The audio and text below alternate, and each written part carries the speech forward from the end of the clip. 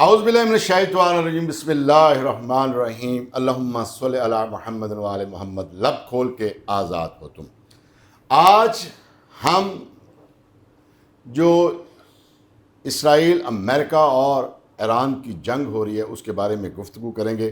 میرے ساتھ میرے دوست بھائی رانا مکھن جو سینئر نائب صدر ہیں پاکستان پیپلز پارٹی کے، وہ موجود ہیں۔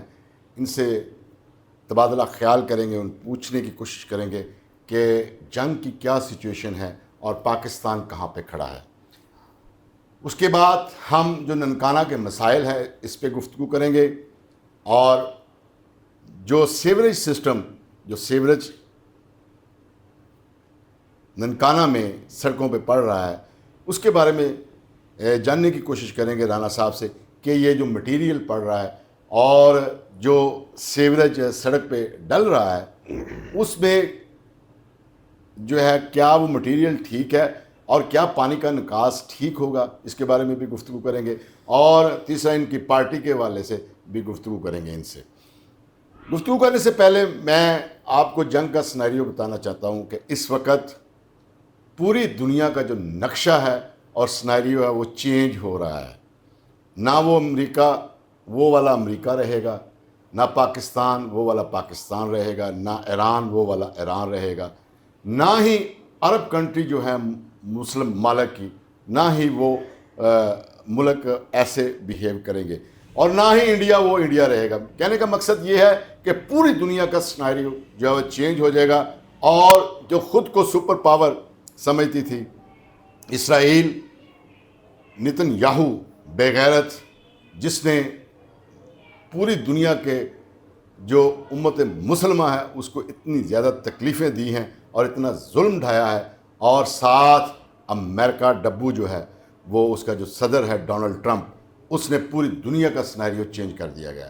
ایران کی قوم نے بہت زیادہ شہادتیں دی ہیں، اور یہ شہادتیں ہی کسی بھی ملک کی عوام کو قوم بناتا ہے۔ آج ایران ایک قوم بن چکا ہے، شہادتیں دے کر ہی، قربانیاں دے کر ہی ملک جو ہے وہ زندہ رہتے ہیں۔ پاکستان کا جو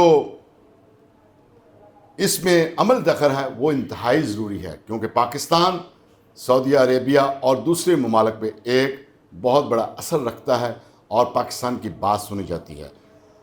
انڈیا جو ہمارا ہمسایہ ملک ہے اس کی عوام چیخ رہی ہے، اس کا میڈیا چیخ رہا ہے کہ دیکھو پاکستان ہم سے چھوٹا ملک تھا اور آج پاکستان کہاں پہنچ گیا ہے۔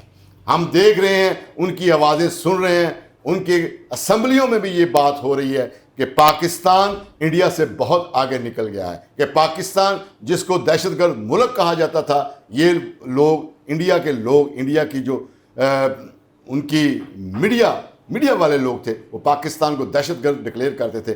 آج وہی پاکستان کی تعریفیں کر رہا ہے، اور یہ تعریفیں سن کر کانوں کو سکون ملتا ہے اور دل کو ایک راحت مل رہی ہے۔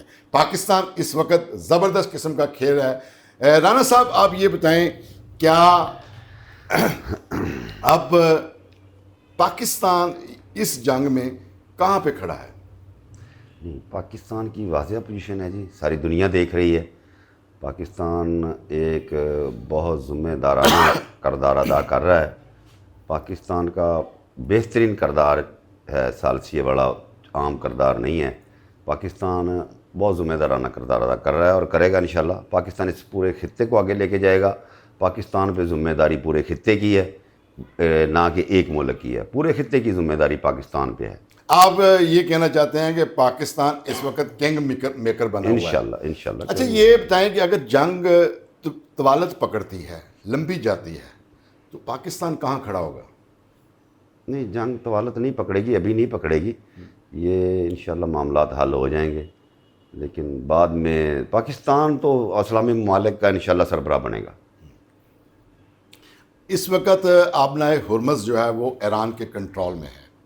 آپ کیا سمجھتے ہیں کہ یہ کتنی دیر جو ہے وہ جو آبنائے ہرمز ایران کے کنٹرول میں رہا؟ اور ابھی تازہ بیان ٹرمپ کا وہ یہ ہے کہ وہ چاہتا ہے، وہ یہ کہہ رہا ہے کہ ہماری جنگ ختم ہو گئی ہے اور آبنائے ہرمز جانیں اور دنیا جانے ہمارا اس سے کوئی لینا دینا نہیں ہے.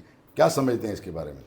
اصل ٹرمپ کو یہ ہے کہ مجھے اس کو تیل کی اس نے وینزویلا پہ قبضہ کر لیا ہے.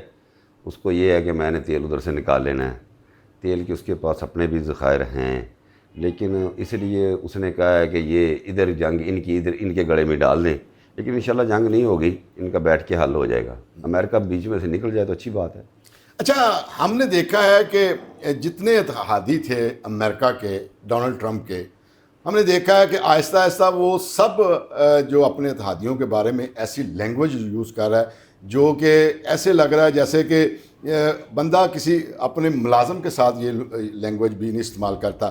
جیسے ہی ابھی اس نے جو ہے وہ سعودی شہزادے کے بارے میں لینگویج استعمال کی ہے، انتہائی گھٹیا لینگویج استعمال کی ہے.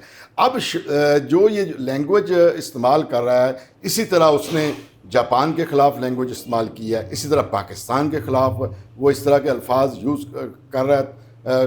کم و بیش تھوڑا سا اس میں یہ الفاظ کا چناؤ میں، لیکن جو سعودیہ کے بارے میں، شہزادے کے بارے میں اس نے الفاظ استعمال کریں، یہ نامناسب. آپ نہیں سمجھتے کہ یہ مسلمانوں کو جو ہے وہ آپس میں لڑانے کی ایک بہت بڑی سازش ہے؟ دیکھیں جی، یہ سازش تو ان کی شروع سے ہی ہے، یہ کوئی نئی نہیں ہے. لیکن امریکہ، ٹرمپ پاگل ہو گیا ہے، وہ باوڑا ہو گیا ہے. اس کو یہ توقعات نہیں تھی. وہ اس کے آگے پہلے کسی نے سر پھیرا ہی نہیں. کبھی کہیں جا کے قبضہ کر لیتا تھا، کہیں جا کے اس نے بم مارنے، تباہی کر دینی، قبضہ کر لینا. اب وہ پہلی دفعہ ایسا ہوا ہے کہ لوگوں نے ان کو، کئی ملکوں نے ان کو جواب دے دیا ہے کہ ہم تیرے ساتھ نہیں ہیں. اس کے سارا، یعنی کہ لوگوں نے دیکھ لیا ہے کہ یہ اس کا کام تو یہی ہے، بس قبضے کرنا اور تیل لینا اور ملکوں کو اپنی رانا صاحب، ہم نے دیکھا ہے کہ ٹرمپ کی ہسٹری کے بارے میں پڑھیں تو ٹرمپ جو ہے وہ ایسا بندہ ہے کہ ٹرمپ نے، وہ ایک سیاستدان نہیں تھا، وہ ایک بزنس مین تھا. جب اس نے آج سے 40 سال پہلے اس کا بیان پڑھ کے دیکھ لیں ٹائمز آف امریکہ میں، یا CNN کی رپورٹ پڑھ کے دیکھ لیں، اس میں اس کا یہ ذہن تھا کہ تیل پہ جو ہے وہ قبضہ کیا جائے. تیل پہ اصل میں اس کی بھوک جو ہے وہ تیل کی ہے، جی ہاں، کہ وہ تیل میں کنٹرول کرنا چاہتا ہے. حالانکہ اس کے پاس وافر تیل ہے، لیکن پوری دنیا وہ اپنے کنٹرول میں لینا چاہتا ہے. آپ نے ہرمز میں بھی نہ صرف تیل جائے بلکہ پوری دنیا کی تجارت جو ہے 20% سے زیادہ جو تجارت وہاں سے لین دین ہوتا ہے اور ادھر سے گزرتا ہے. آپ نہیں سمجھتے کہ ٹرمپ ایک سیاستدان نہیں ہے، وہ ایک بادشاہ قسم کا بندہ ہے؟ اصل وہ بادشاہی اس کی چلتی رہی ہے نا جی. یہ پہلی دفعہ ریٹیلیٹ ہوا ہے نا سامنے، آگے اس کے سامنے کوئی کھڑا ہی نہیں ہوا. یہ پہلی دفعہ ایسا ہوا کہ عمران نے اپنا ایران کے سامنے ڈٹ گیا. ناظرین، پہلے ایسا ملتے ہوا ہیں ہی ایک چھوٹے سے بریک کے بعد، اور بریک کے بعد ہم اپنی گفتگو کو آگے جاری رکھیں گے.